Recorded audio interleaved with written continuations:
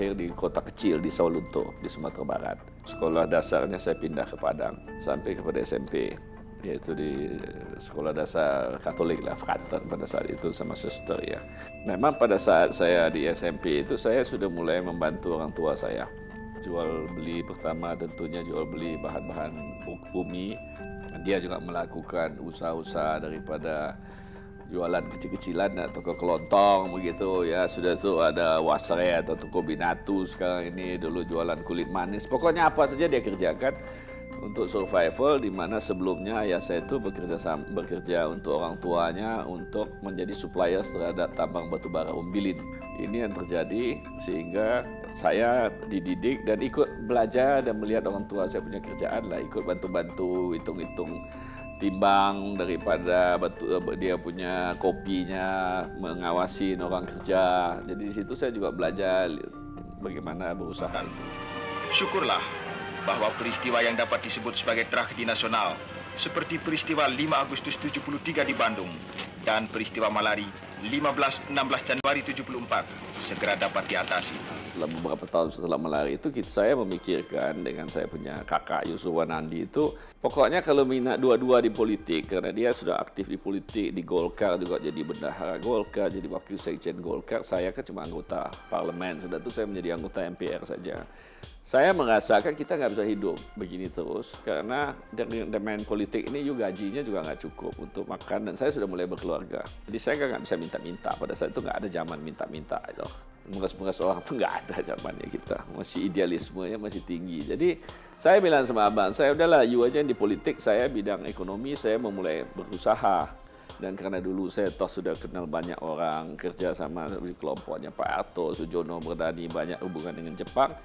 Hubungan-hubungan ini saya tentu manfaatkan kalau saya pindah di ekonomi. Saya bilang usaha-usaha agen untuk mensuplai kepada Pertamina, kepada PN Timah, kepada beberapa lain. Setelah itu pelan-pelan baru masuk kepada industri, dan lebih banyak dengan Jepang pertama-pertama, karena saya kenal baik dengan trading company Jepang yang mau investasi cari partner, ya kita pasang badan aja nonjolin kita jadi partner mereka kan. Sebenarnya modalnya dengkul juga dulu pertama itu.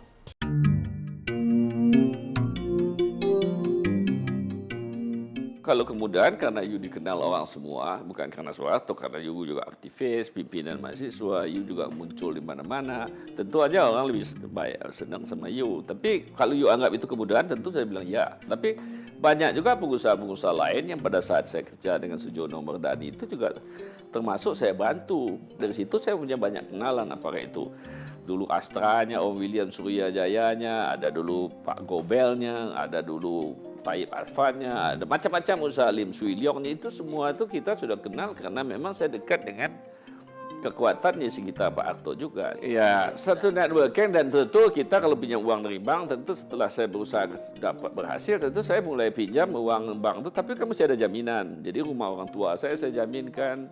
Dulu saya minta izin Ali Murtopo juga menjaminkan gedung CSIS.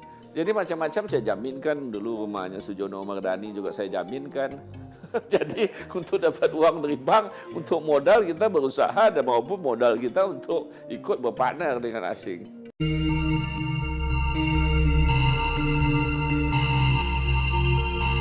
Setelah kita berkembang secara otomatis, dan memang dengan kebijakan Pak Harto ini kan dulu kita waktu berkembang mulainya punya saham dengan joint venture kita, mungkin kita punyanya 10-20%. Tapi Pak Harto kan harus mengharuskan dalam waktu 10 tahun lebih itu mayoritasnya di tangan Indonesia. Sehingga pelan-pelan you bisa beli.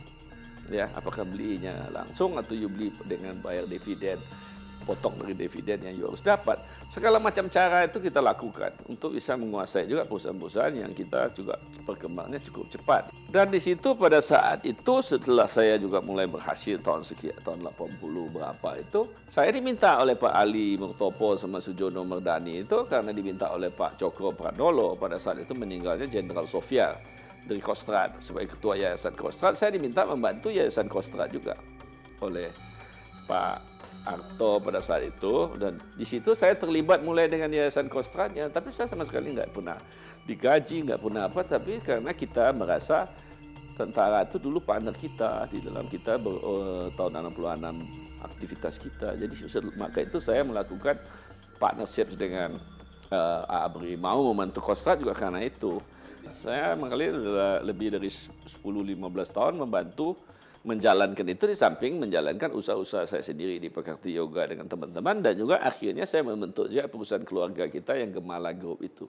Jadi ini semua sebenarnya kegiatan-kegiatan saya cari makan dan berhasil di dalam membangun ekonomi, usaha-usaha ekonomi saya di dalam kelompok kita gitu.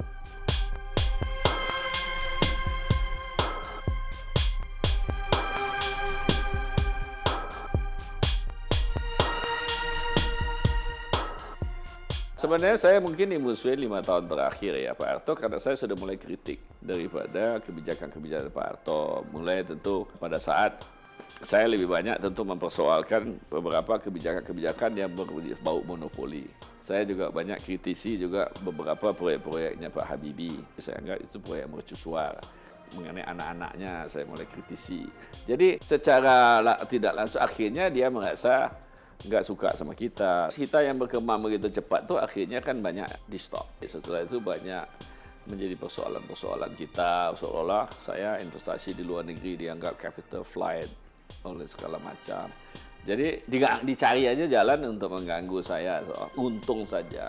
Sejak saya berbisnis itu saya tidak pernah berbisnis untuk meminta proyek-proyek pemerintah. Dulu saya pernah komplain apa yang dilakukan oleh Bung Karno dengan kroni-kronisnya itu bahwa itu anti. Jadi saya itu kalau waktu diminta, memang beberapa anaknya Pak Harto pernah minta saya sebagai partnernya.